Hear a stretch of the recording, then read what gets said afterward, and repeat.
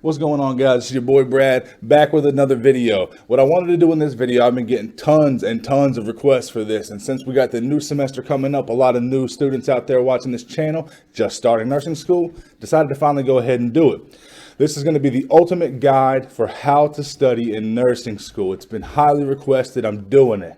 I hope you like this. Stay tuned for the entire thing so you can get the full effect, the full wealth of knowledge from it. This is probably going to be a rather lengthy video, so what I'm going to do, go ahead and tell you right off the bat, in the description there's going to be a table of contents where you can see what I'm going to be talking about at what time period. You know, I'm going to lay this out nice and neat for you guys. There are three main sources from which you derive your knowledge whenever you're studying for exams. And then at the end of the video, I'm giving you guys 5 golden nuggets, 5 tips to live and die by whenever you're studying for these exams. So I definitely suggest you watch it in its entirety, and definitely refer back to it if you need to throughout your semester, and that's what the table of contents is for. If you need help brushing up on how to study from a textbook or whatever, it's all in the description. I hope you guys enjoy this video. Oh, and by the way, shout out, that's why I showed you guys this, shout out to my buddy Nurse Merce for sending me this shirt for Christmas. Real awesome dude. If you haven't subscribed to his channel, the link is going to be in the description of his channel as well. Let's get into the video, guys. Nurse Bass rocks.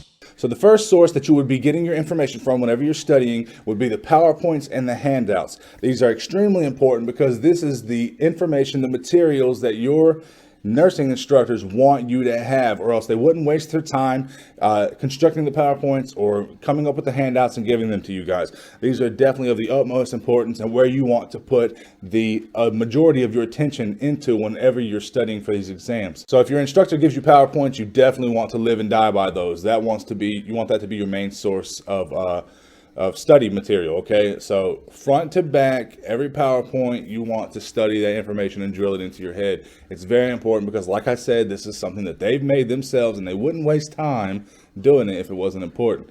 And most of the times it's derived from textbooks and directly from their exams, so you definitely want to have your nose buried in those PowerPoints. And then any handouts that they give you, most of the times this is just supplemental material that they're giving you in addition to the main source of your study material, but you definitely want to spend a little bit of time looking over the handouts because, again, they wouldn't give it to you and waste your time if it wasn't important. The second source where you would really get the majority of your studying from is your notes, okay? I've already done a video on how to effectively take notes in nursing school, and I'll leave the link to that down in the description as well, but I'm going to touch on it briefly right here. Your notes are very important. It's very important that you take effective notes, okay? So whether you like taking notes on a laptop or whether you like writing notes by hand, I prefer a laptop because you can take notes a lot quicker and actually listen to what the instructor is saying instead of trying to keep up, scribbling, scratching down things. But whichever way you decide to go, what I really highly suggest you do is after you get done taking notes that day, go home and take the hour or hour and a half that it might take and transcribe those notes onto a new sheet of paper or onto a new Word document and make them neat and organized. This is very important. Whenever notes are aesthetically pleasing and organized, you get much more effective studying as opposed to things that are just randomly thrown all over the page. Take the time, if you handwrite things, take the time to highlight definitions, bolded terms, title sections. If you're doing it in Word document, and this is why I really enjoy Word document, you can bold title sections, you can separate things into nice, neat paragraphs. It's bullet point form, whatever it takes to really organize those notes into an aesthetically pleasing way where you can receive the information better and really absorb it and retain it for those exams. And so you can see PowerPoints and notes really kind of go hand in hand together because most of the times that's what your instructor is going to be lecturing from, those PowerPoints. And so you're going to be taking notes as you go. So those two really coupled together is going to provide for the bulk majority of your study material. So again, really dive into those PowerPoints, take your notes as you go in class and transcribe them over to make them more organized and neat. And if there is something that you don't quite understand from your notes, again, you should be referring back to the PowerPoint because that is where that lecture came from. And one additional little tidbit that I'll throw in there is that if they allow you, it is a beautiful idea to record the lectures. That is an additional source whenever you're transcribing your notes and whenever you're studying that you can refer back to if there was something that you didn't understand. So definitely record the lectures if they allow you to. And the third and final source that you're going to be studying from is your textbook, the big dreaded textbook, right? Full of fluffy filler information that you have to freaking hack through like the jungle in order to get to the golden nuggets that you need in order to pass these exams. Shout out to Rachel P and to Nurse Nicole. Those are two YouTubers that I have personally received some great insight from about how to study from a textbook. So what you want to do whenever you get into the textbook and you're starting to study is look for words that have different font, underlined, bolded, italicized words that really stand out to you that the author is putting emphasis on. Obviously, it's important, something that you should take note of. Take highlighters to those words in those books. Just make that information pop out to you because that is the information you need to know. Tables and boxes. Information that is in a table or in a box 26.1, whatever, that is also more than likely need to know information. So you want to take note of that. Finally, diagrams. Guys, I don't know about you, but I am a very visual learner, and any pictures or diagrams that are in the textbook you really want to look at. Pictures illustrating, how an atherosclerotic plaque, develops in an artery, or the cardiac cycle, whatever it is. Pictures and diagrams are 100% musts. So if you're studying something in the textbook in a particular chapter and they associate a picture with it, refer back to that thing as often as you can, because that's really going to help you grasp and make the information more tangible as opposed to just the words on the page. But definitely the words that have different font, bold, italicized, whatever, the tables and the boxes and pictures or diagrams, those are things that you want to pay attention to in textbooks, because those are the things that the author is making more important or more special and more stand-outish than all of the other filler information that is just randomly thrown into these textbooks. So that makes the textbook so big. All that other fluffy stuff you can dump by the wayside, but definitely focus on those aspects of the textbook whenever you're studying. So let's recap the 3 things before we get into the 5 golden nuggets. PowerPoints and handouts. The bulk majority of your information is going to come from there because that is what the instructor has personally made and took the time to give to you guys. Spend your time in those PowerPoints and those handouts. Number 2, the notes. They go along with the PowerPoints. Take great notes, and whether you type them or whether you write them, unless you are very organized the first time around and have a template in which you take notes by, then definitely transcribe them and make them more neat and organized. That, I swear, if you hit nothing else from this video, do that. Transcribe those notes. It will make all the difference, I promise you. Number 3, the textbook, okay? Again, look for those key things that I told you about, the font changes, the tables and boxes, and the diagrams and the pictures. Those 3 things are the bulk majority of your study material, and if you do those things, guys, I promise you it's going to make the world of difference. Now let's get into the 5 golden nuggets, because you need to know these in order to really know how to study all of this material that you're getting. So let's get into that real quick. So the first of the 5 is the setting. Where are you studying at? What you want to do, guys, and this might sound kind of obvious, but you want to get a nice quiet setting, well-lit setting, something to keep you awake, keep you stimulated, get your coffee if you need to, or your Red Bull, whatever, get your caffeine and hit those books, okay? You want to have a well-lit environment and a quiet environment. You have to get away from any external noise, any external stimulation. 100% of your focus has to be on that material. It has to be, guys.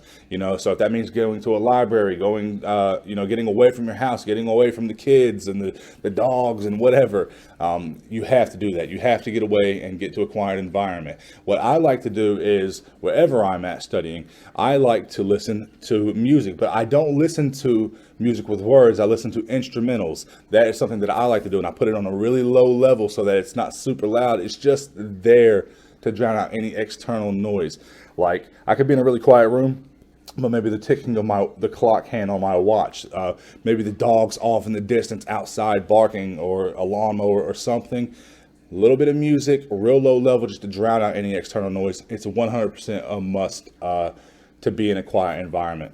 So yes, that's the first rule. Number 2, how long do you study for? This is the classic question. Get this all the time, and everybody is different. Everybody is different. You just have to find what works for you. Some people study 15 minutes and take a 5-minute break. Some people study 10 minutes and take a 5-minute break. 30 minutes, take a 30-minute break. So whatever works for you. Personally, what I do, and I know I'm probably like one of the few, is that I'll study, let's say, for instance, let me give you a for instance, because this is going to help you out. Let's say I've got 5 things that I have to study for exam number 1. Let's say it's a cardiac exam, right? I've got atherosclerosis, angina, myocardial infarction, heart failure, and peripheral vascular disease, for instance. What I would do is that, let's say I start on heart failure, okay? What I tend to do is I tend to study heart failure until I'm done with heart failure. I go from A to Z in one sitting, unless I can tell that, man, I'm getting tired, I'm getting sluggish, I need a break. My body is saying, take a break. I keep it going, right? Because that's just the way I study. I get very intrigued and involved in the information. And so it's very stimulating for me to continue. So sometimes I could go for 2 to 3 hours straight.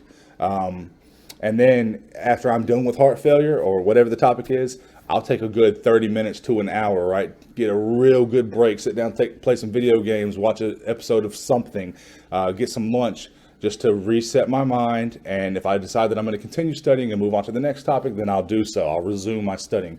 But you really just have to find what works for you in regards to those time frames and your breaks. Rule number 3, this is probably the second most important thing that you're going to get from this video: constant review. Constant review, guys. I think that a lot of people don't do this, and I think this might be the key reason why people don't do well in exams or can't retain the information. You have to constantly review things. So let's go back to the 5 things that I'm studying for my cardiology exam, right? Then let's say I start on heart failure, okay? So what I do, like I said, is I'll study from A to Z, and I'll study heart failure from beginning to end. Before I move on to angina or whatever, I will review that information. That is so necessary. I can't stress it enough. You can see the passion. So let's say I study it from A to Z, and then I'm going to go back. Okay, what were the signs and symptoms of heart failure again? And if I can't recall that information from memory, I obviously haven't retained it, and it's not going to do me any good to proceed on to angina if I don't have this down already. You see what I'm saying? What are the medications that somebody with heart failure would have? If I don't know that, what was the point of continuing on if I don't already have that down? So that constant review before you proceed on to a new subject or a new topic, you need to review that and say, do I have that information down pat or not? Because if you don't, more review is necessary before you move on, or you're really not doing yourself any justice, and you're really going to suffer. It's going to be of consequence whenever you go to take those exams. Golden nugget number 4, practice questions. This is probably the 3rd most important thing that you're going to get from this video. Practice questions, guys. Practice tests, NCLEX review books, whatever you have, whatever software you have, apps that you have. Do practice questions, guys, before the exam, in the week or 2 prior to. Begin getting accustomed and acclimated to taking these questions. It's very important, guys. I once said in the previous video, it's like a marathon runner or a football player or whatever sport. It's like you not stretching before going out and performing in the game. I look at practice questions as warming up. It's like you're stretching, you're getting your muscles loose for the big performance. Exam day, right? You definitely want to get practice questions under your belt. Get a bunch, man. It's very important. It's going to get you, again, acclimated to taking the questions, get you seeing some questions that are on the material that you're going to be tested on, and you will most definitely be better off for it. All of your instructors will tell you the same thing, so it's definitely a very important thing that you do. And last but not least, the 5th and final golden nugget. You have done all of this wonderful studying. You have adhered to Nurse Bass's tips, and you're ready for exam day, the day of the exam. What do you do on the day of the exam? I'll tell you what you don't do. You do not study. Okay, please, you don't study. And what I mean by study is everything that I just said in this video prior. What you do now, if you want to, if you're not super comfortable with the material, is a very brief review. Wake up early. Don't do this an hour before the exam.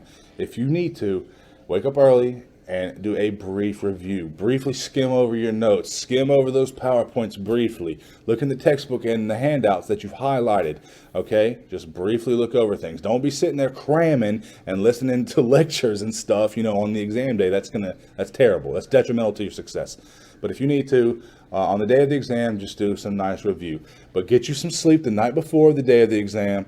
Get up. Get a breakfast in you, people. Get a breakfast in you, okay? They've been telling us that since elementary school, okay? You need it. It's good, okay? Get you a cup of coffee or whatever if you need to, and briefly review if you need to, but just relax, man. You got this. You've done everything that you were supposed to, right? You studied the PowerPoints and the handouts. You studied and took great notes and studied from them. You dove into the textbook where you needed to, and you've put in the time. It's going to pay off, guys. This is the secret sauce, people. I hope that you take these tips to heart. It really is. This is the key to nursing school, and this is the key to getting those straight A's. So guys, I really hope you enjoyed this video. Please subscribe down below. I'm putting out these videos every week for you guys. I really just want you to be successful in nursing school because we're all in this journey together. Since we are all in this journey together, please share this video with a fellow nursing student, one of your cohort, whoever that you think might need it and could benefit from it.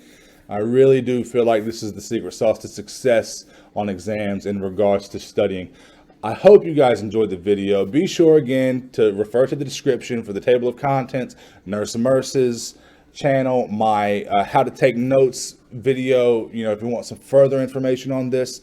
But that's pretty much it, guys. I really hope you enjoyed the video. It's Nurse Bass, soon to be, and I will catch you guys in the next video. Peace.